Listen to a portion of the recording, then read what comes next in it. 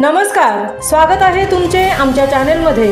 आवाज महामुंबईचा, शोध बातमीचा, कौल मनाचा। चला तर मग आमचे चॅनेल शेअर करा, लाईक करा आणि सबस्क्राइब करा। धन्यवाद। केळवणे गावात रामनवमी हा श्रीरामाचा जन्मोत्सव मोठ्या हर्षजल्लोषात साजरा। हिंदू धर्माच्या अस्मितेचे प्रतीक श्री विष्णूचे त्रैतायुगातील 7वे अवतार मर्यादा पुरुष श्रीरामांचा जन्मदिवस मोठ्या हर्षजल्लोषात व भक्तिभावनेने देशभरात साजरा केला जातो आहे। त्यामुळे रामांच्या कथांना अपरिचित असा कोणीच माणूस नसेल। श्रीराम एक आदर्श पुत्र, पती, बंधू, स्वामी, धर्मरक्षक आणि कर्तव्यदक्ष प्रजापालक। श्रीराम हे पितृवचन पालक, मातृभक्त, एकवचनी आणि आदर्श असं व्यक्तिमत्व होय। मर्यादा पुरुषोत्तम हे श्रीरामांचे आणखीन एक वैशिष्ट्य। श्रीरामांचे जीवन, त्यांची कर्तव्यनिष्ठा, संयम, शौर्य, औदार्य हे सारच कसं अगदी वंदनीय आणि आचरणीय।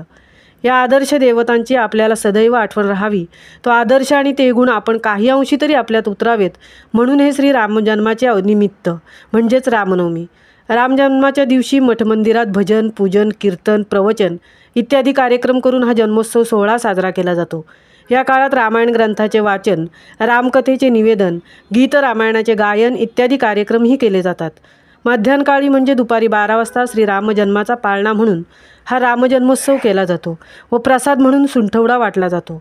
केळवणे गावातही श्रीरामनवमी मोठ्या भक्तिभावनेने व हर्षजल्लोषात पालखी मिरवणूक करून दरवर्षी साजरी केली जाते।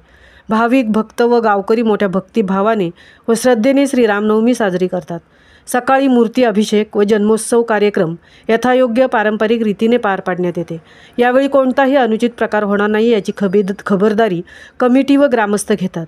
या मंदिराची निर्मिती 1962 साली झाली असून केळवणे गावात इंग्रज राजवटीच्या अगोदरपासून सोडावाला, होरमसजी, शकूर, धनजी मारवाडी, फौजा मारवाडी अशा मोठमोठ्या धनाढ्य इस्मांची मालकी व राजवट होती।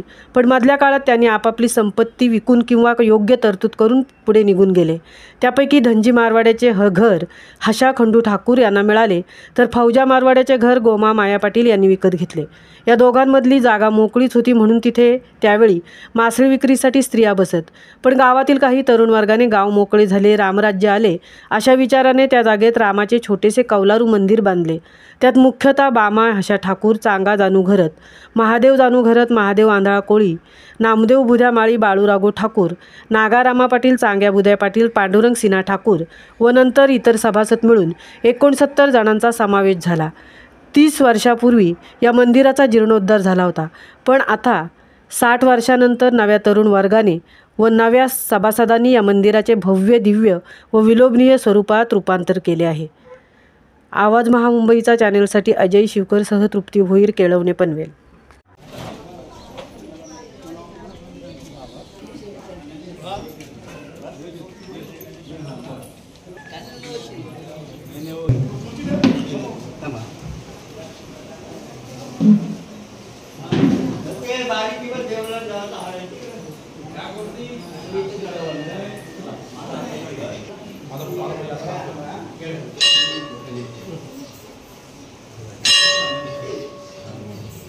कारण